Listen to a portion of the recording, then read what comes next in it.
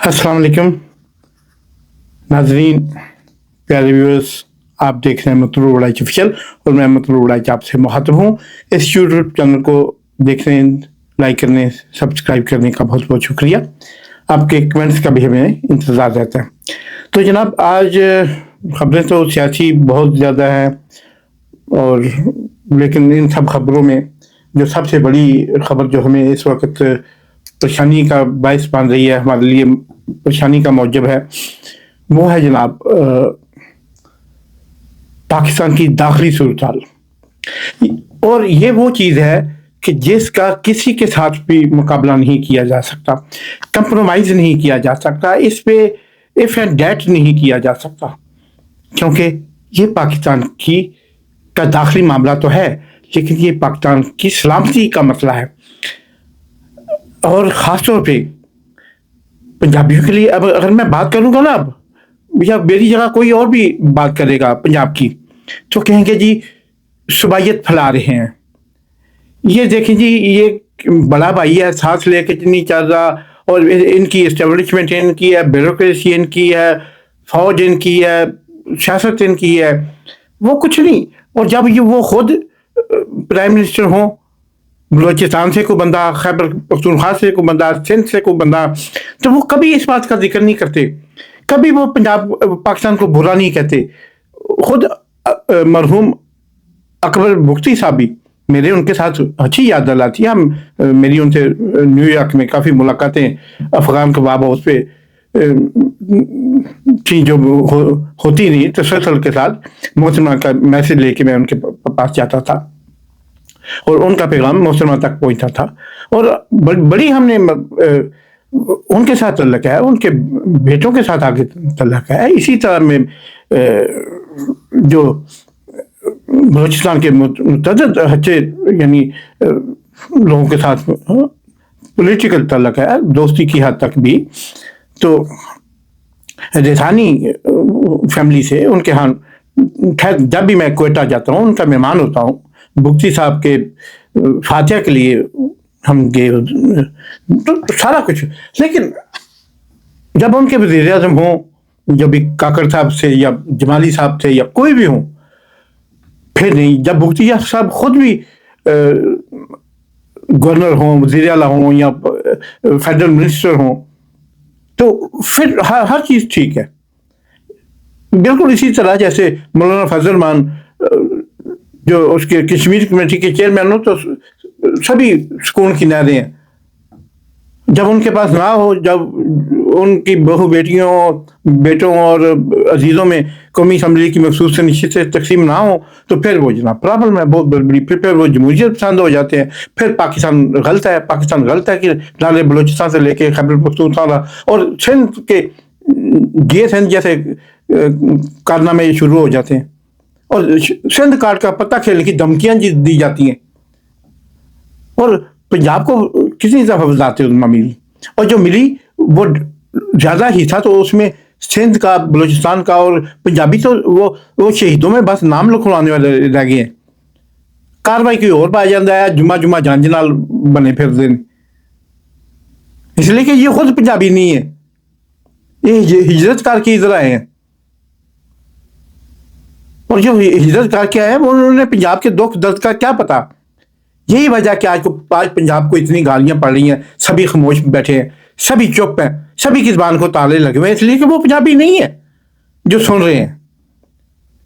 1947 में जब तकरीबन 40 लाख पंजाबियों का कत्ल आम हुआ,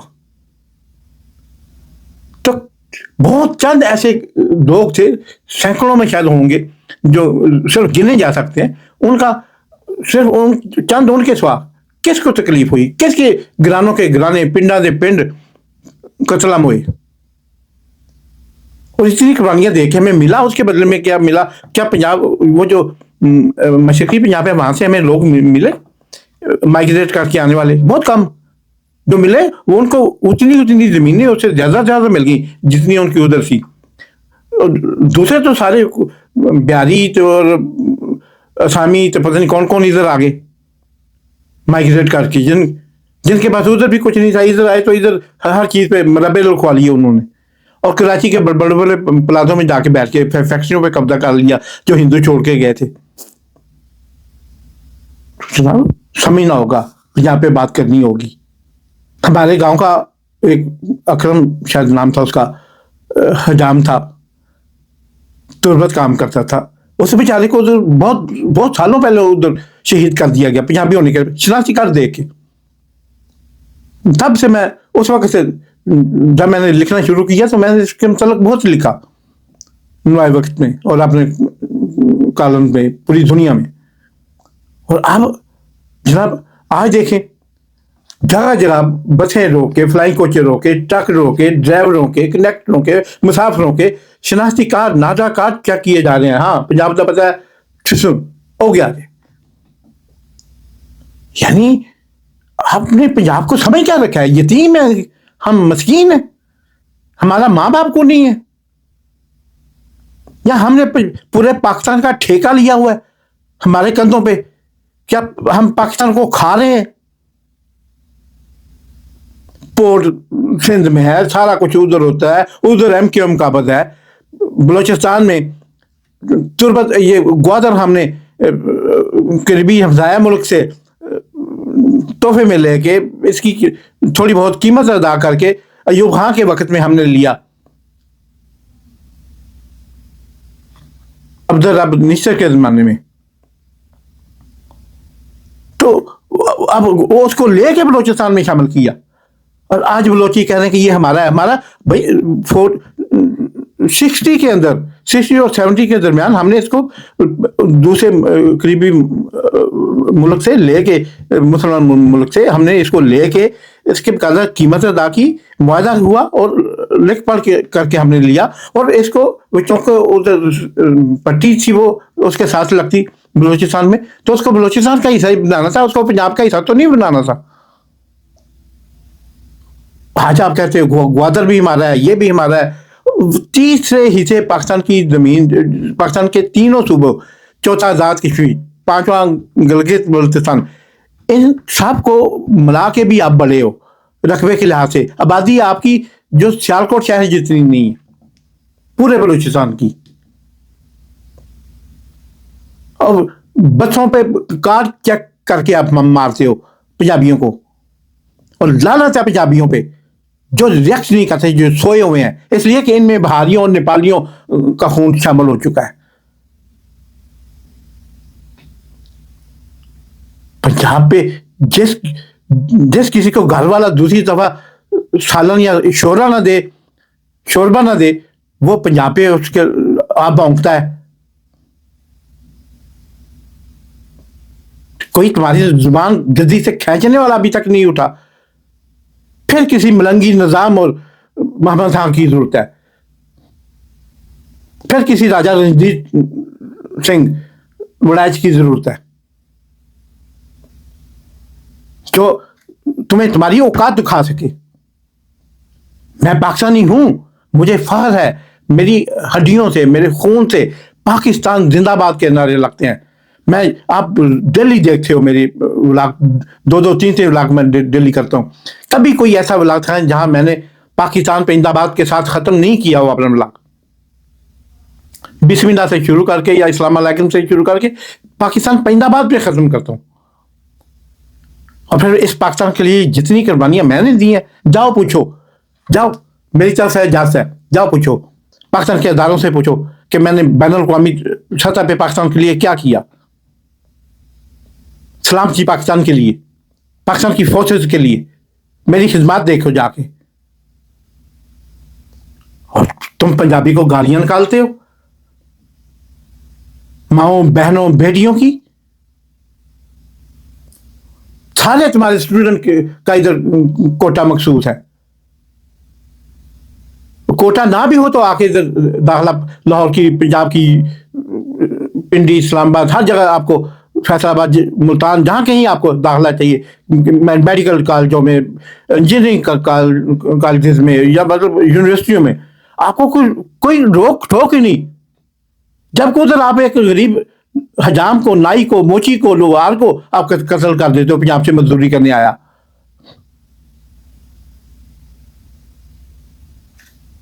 ऐसे ऐसे नहीं चलेगा। अगर एक यूनियन के अंदर रहना है, एक फेडरेशन के अंदर रहना है, तो सबको एक जितना प्यार करना होगा पाकिस्तान से, सबको एक जैसी जिम्मेदारी उठानी होगी पाकिस्तान। अगर आपके सुई गैस निकलती है, हमारे गर्दन पैदा होती है, अनाज पैदा होता है जो हम सबको सब्सिडी पे देते हैं।